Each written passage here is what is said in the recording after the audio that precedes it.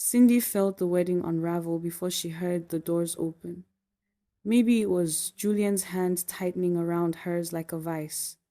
Maybe it was the way his breath had gone shallow and desperate. But when those cathedral doors finally crashed inward, letting in the brutal aspen cold and 12 armed state troopers, she understood. The man leading them, sharp suits, sharper eyes, tattoos crawling up his neck like shadows made flesh, wasn't there to stop the wedding. He was there to collect. She stood in hand-beaded lace worth more than most people's cars, her heart hammering against her ribs. The Aspen Cathedral smelled like imported lilies and old money, the kind of perfection that took 6 months and a small fortune to orchestrate. Beside her, Julian was already sweating through his Tom Ford tuxedo. Then the crowd parted, and Cindy's past walked straight through her future. Jungsoo. Except he looked nothing like the boy who used to help her with calculus in the university library 10 years ago. That boy had worn thrift store sweaters and smiled like he believed the world was good. This man wore a three-piece suit tailored within an inch of its life and moved like violence contained in expensive fabric. The troopers fanned out with military precision, but Jungsoo's eyes never left hers. Not when the lead officer announced they had a warrant for Julian Carter's arrest. Not when Julian started stammering about misunderstandings and lawyers. Not when the entire Colorado social elite realized they were witnessing the wedding of the season collapse into a crime scene. Jungsoo walked down the aisle like he owned it. He stopped 3 feet from the altar, close enough that Cindy could smell the rain and sandalwood on his coat. When he finally spoke, his voice was velvet wrapped around a blade. "Hello, Cindy. It's been a long time." Julian moved to step between them, but suddenly he was being read his rights, the metallic click of handcuffs drowning out his protests. The man Cindy was supposed to marry screamed her name as they dragged him down the aisle, but she couldn't look away from Jungsoo. Because somewhere in the last 10 years, her gentle study partner had become the most dangerous man in the room. If you're wondering how a wedding became a crime scene, stay with me. Because what happened next, that's where this story really begins. The cathedral had gone silent except for Julian's ragged breathing. Colorado's elite stood frozen, watching with the kind of hunger that comes from boredom and too much wealth. "There's been a mistake," Julian managed, his voice cracking. "This is my wedding." "Your wedding?" Jungsoo's voice cut through the space like glass breaking. Interesting choice of possessive Julian. The lead officer held up a document. "Julian Marcus Carter, you're under arrest for wire fraud, embezzlement, and racketeering. Tell them this is insane. Cindy, baby, please." Jungsoo moved between them, his body a wall of controlled threat. "Don't address her again." The temperature in the room dropped 10 degrees. The officers moved in. Julian stumbled, nearly falling. "Without my capital, you're nothing. Your firm is nothing. Those buildings you're so proud of, they only exist because of my money. Your money." Jungsoo's laugh was soft, dangerous. He handed a portfolio to the officer. 3 years ago, I became interested in a case of corporate fraud. Money disappearing from startups, architectural firms, small businesses. The perpetrator was clever, used shell companies, offshore accounts, legitimate investments to mask the theft. Cindy's hands had gone numb. "It took me 18 months to build the case," Jungsoo continued. "Another year to get the FBI interested. 6 more months to ensure every transaction was documented beyond reasonable doubt." He turned, finally facing Cindy fully. "I didn't just stop your wedding, Cindy. I've been stopping it for 3 years. Every day, every hour. You did this. I warned you 2 years ago." An anonymous email. Do not marry Julian Carter. She remembered. She thought it was a joke. Why go through all this? Would you have believed me? The boy who disappeared after graduation without a word. His smile was bitter. Or would you have believed the man who bought you a ring the size of a marble? Julian chose that moment to break. She's nothing without me. I own all of it. Every brick, every... Actually, Jungsoo interrupted. You don't. He held up another document. Monroe Architectural Firm, founded by Cindy's grandfather in 1962. In 2022, Julian Carter used fraudulent signatures to secure a $15 million loan against the firm's assets. The lender was a private equity firm called Blackwater Holdings. Cindy's vision blurred. I own Blackwater Holdings, Jungsoo finished, which means, as of 3 days ago, I own your grandfather's firm. Cindy, every asset, every property. The floor disappeared beneath her feet. This wasn't rescue. This was a different kind of takeover. Julian's screaming faded as they dragged him away, but his words echoed. She's worthless. 200 of Colorado's most powerful people stared at the woman in the ruined wedding dress and the man who just publicly dismantled her life while claiming to save it. Jungsoo extended his hand. You're freezing, and you have a choice to make. What choice? His jaw tightened. You can stay here and let these vultures pick apart what's left of your dignity. Or you can walk out with me and find out exactly what I've done with your grandfather's legacy. You mean your legacy now? No. He stepped closer. I mean ours. Behind her, phones were out, already documenting her humiliation for social media. They're going to tear you apart if you stay, but I can get you out of here. Cindy placed her hand in his. His fingers closed around hers. Warm, careful. Good girl, he murmured. He led her down the aisle, past friends who'd come to celebrate and stayed to witness her destruction. At the door, he shrugged out of his suit jacket and draped it around her shoulders. There's a car waiting. We have a lot to discuss. The SUV was black and anonymous. Cindy sat pressed against the door while Jungsoo scrolled through documents with laser focus. Where are we going? Somewhere you can think. Somewhere the press won't find you. I have a hotel suite, currently being emptied by federal agents. They're seizing Julian's assets. She let her head fall back. I need to get out of this dress. There are clothes at the house. Your house. A house I own. Yes. The SUV climbed higher into the mountains. Trees pressed close, heavy with snow. Why go through all this? You disappeared 10 years ago. No goodbye, no explanation. I never wanted to leave. Something flickered across his face. My mother died my senior year. Cancer. The medical bills bankrupted us. Julian's father bought our property, paid pennies because he knew we were desperate. 3 months later, my father was found dead in a hotel room in Seoul, officially ruled a suicide. Cindy's stomach turned to ice. I left because I needed to become someone who could survive in their world, someone who could take back everything they stole. So this isn't about me at all, this is about revenge. Jungsoo moved beside her in an instant. He didn't touch her, but his presence invaded every sense. You think I spent 3 years building a federal case because you're convenient? Making sure Julian's deals didn't destroy you all for revenge? Then why? His hand rose and tucked a call behind her ear. Because watching you marry him would have killed me, and I've already survived too much to die at a wedding.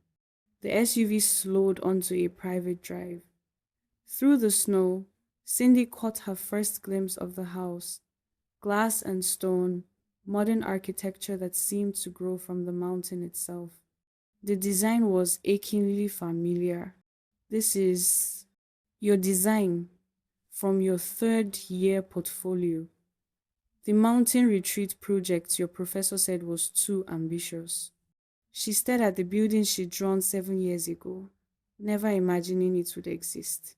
I built it 3 years ago, every angle, every detail, exactly as you imagined it. Why? Because it was brilliant, and because I wanted you to have somewhere safe, somewhere that was yours, even if you didn't know it yet. He swept her up before she could protest, carrying her through the snow. A woman appeared at the door. Miss Monroe, welcome, and Mrs. Park. I managed the household. The foyer opened into soaring ceilings, and the mountain view she'd sketched from imagination, now real and breathtaking. Jungsoo set her down carefully. Your room is ready. Everything you need. Why did you really do this? The truth. He was quiet for a long moment. Because I loved you when we were 22, and I never stopped. And watching you build a life with a man who was stealing from you while planning to institutionalize you, that was a special kind of hell. The confession hit like a physical blow. You don't know me anymore. 10 years, Jungsoo. No, you are the woman who designed buildings that changed Denver's skyline. You're every brilliant thing I knew you'd become. And you're mine, Cindy. You always were. Julian just didn't know he was borrowing someone else's future. Cindy woke to coffee and the soft pop of wood burning. On the nightstand sat a French press of the expensive Ethiopian blend she'd mentioned loving in a social media post 6 months ago. He'd been watching for years. At breakfast, Jungsoo slid a folder across the table.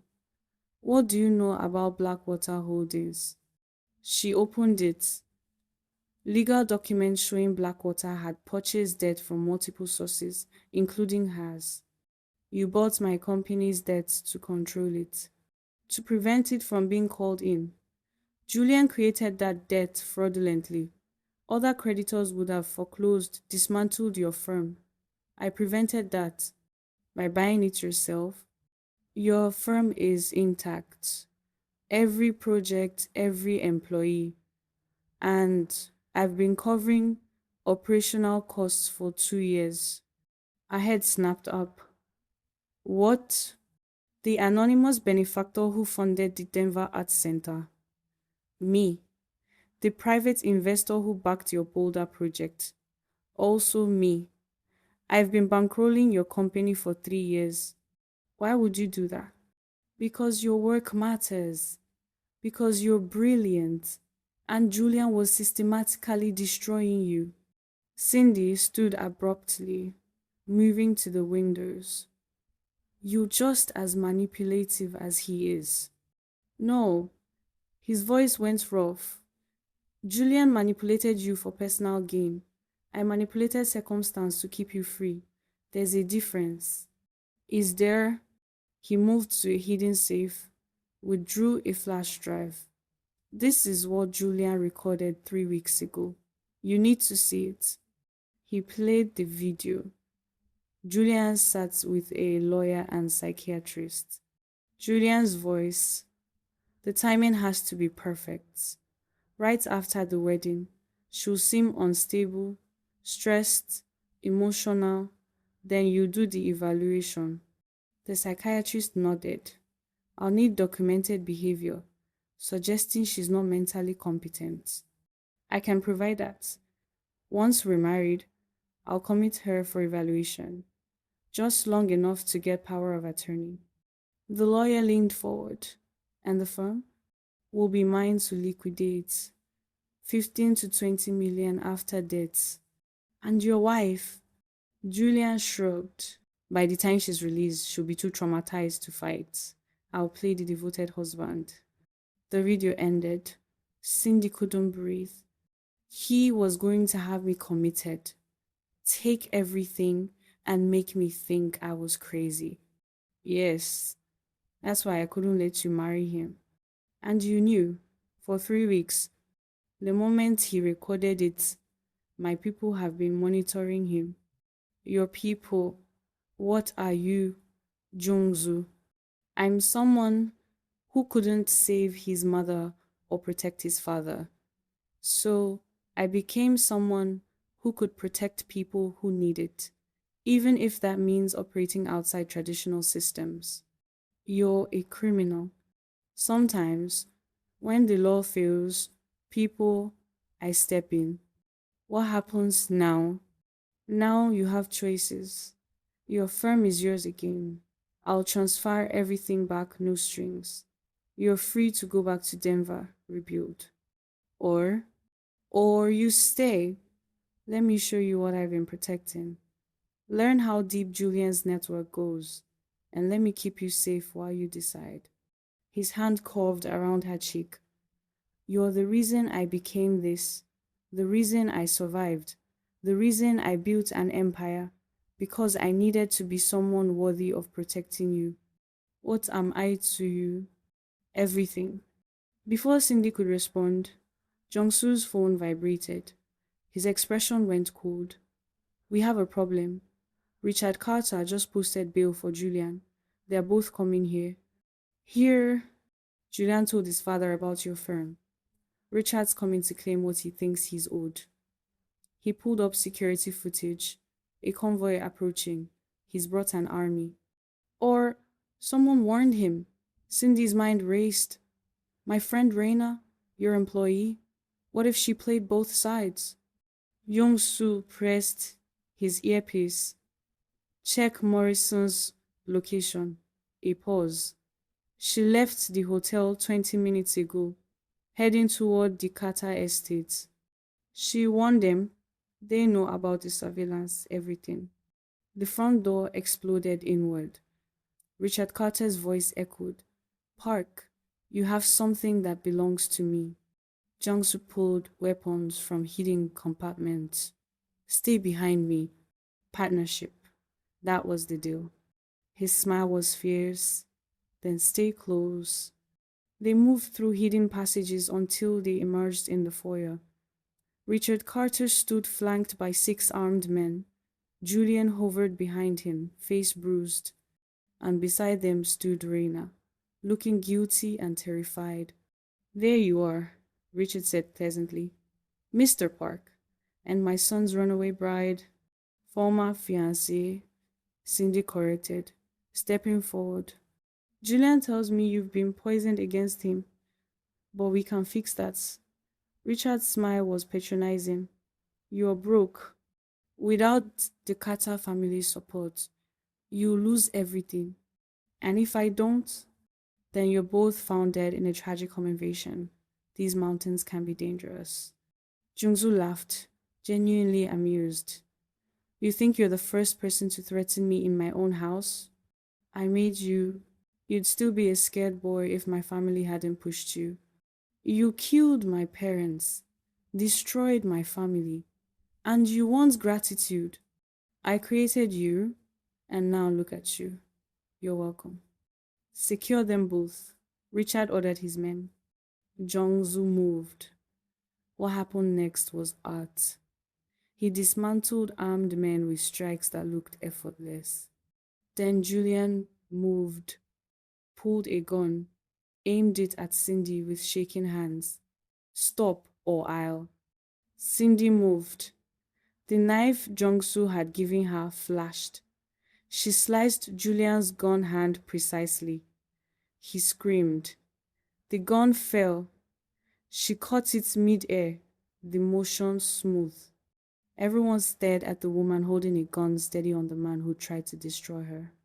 You were going to institutionalize me, steal my grandfather's legacy, and call it love. Julian's face was white. Cindy, please. No.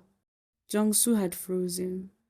Cindy, think about this. I am thinking about 3 dead women, about the 4th one I almost became. Richard lunged for her. Jungsoo intercepted him, slammed him against the wall.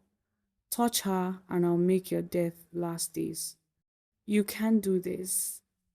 I have lawyers, connections, had past tense. While you were orchestrating this invasion, the FBI was raiding your offices. Your lawyers are being arrested. Your connections are scrambling. Richard's face went slack. You planned all of it. I've been planning this for 10 years. Every step designed to destroy you the way you destroyed my family. Sirens wailed in the distance. The FBI has everything, Jungsoo continued. You're finished, Richard.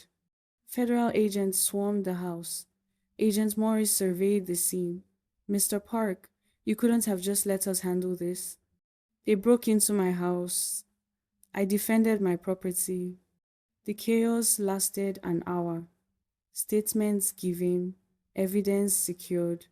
The Carters were taken into custody. Finally, as dawn broke, Cindy stood alone with Jungsoo in the rooms. I need to tell you something, he said quietly. Your firm, the debt, the assets. I'm giving it back. No conditions, no strings. She stared. What? You deserve to own what you've built. Completely. You're giving me everything. I'm giving you freedom.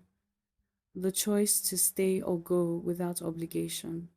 And you, I'll disappear. Let you have the life you deserve. You're not a monster. Monsters don't give up their power.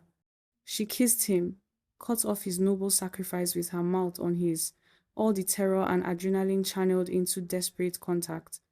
You said I could choose, then I choose you, not because I owe you, but because somewhere between the surveillance and the salvation, I fell for the man who loved me enough to become a villain. His laugh was broken. You fell for me? I don't want freedom from you. I want freedom with you.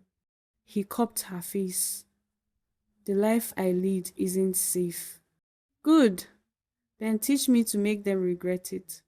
His kiss was an answer, a promise, a beginning. 6 months later, from her office window, Cindy watched her latest project take shape. The Monroe Center for Women Entrepreneurs, funded by seized Carter assets. Her firm had tripled in size. Her phone buzzed. Dinner at 8. I have news. She smiled, sent back a heart emoji. He called immediately. You're using emojis now? Terrified. I'm becoming soft. Impossible. I saw you negotiate yesterday. You made a venture capitalist cry. It was undervaluing female founders. I corrected his math. With a knife, metaphorically. Still terrifying. I missed you. At 8, she walked into their private dining room, wearing the blue dress he'd requested. He stood nervous, which was rare. What's wrong? Nothing's wrong. But I have news. Richard Carter's trial date is set. The prosecution wants you to testify, facing him in court, relieving everything. I'll be there every day, Jungsoo said. And if you can't, the case is strong enough. No, I want to. He needs to see what I became. That's my girl. And the good news, the land my father's business stood on, I bought the surrounding parcels. I'm donating it to you, for the Monroe Foundation. Build whatever you want. Her vision blurred. Jungsoo. My father wanted to build things that mattered. Like you do. She was in his arms in seconds. Marry me. He went still. What? Marry me. Not because of debt or obligation, but because I choose you. Every dangerous, protective part of you. His smile was devastating. That depends. Can I still be possessive and terrifying? Only if I can be ambitious and ruthless. Deal. He pulled out a ring. Simple, elegant, with a black diamond. I was going to ask you at midnight. Midnight's overrated. She held out her hand. He slid the ring on. Perfect fit. You know people will talk. The architect and the criminal. Let them. We build something so beautiful they'll forget to be scandalized or too terrified to comment. That works too. Later, on the balcony, stars emerging, Jungsoo pulled her close. Thank you for seeing past the monster to the man. We're even. You taught me I'm not something to be owned. I'm someone who builds empires. Queen of the Rockies. King beside her. Partners. Always. Below them, Denver sparkled. Buildings Cindy had designed. Lives they'd protected. Futures they'd made possible. The architect and the assassin built their empire, not of violence, not of revenge, but of second chances and sharp edges and the kind of love that looked like obsession until you realized it was just two broken people choosing to be dangerous together. The Carters had tried to destroy them. Instead, they'd created something unstoppable. That's how it ends. The broken girl from the cathedral became the queen who built kingdoms. If you made it this far, drop your city in the comments and subscribe. Stories like this, they're just the beginning.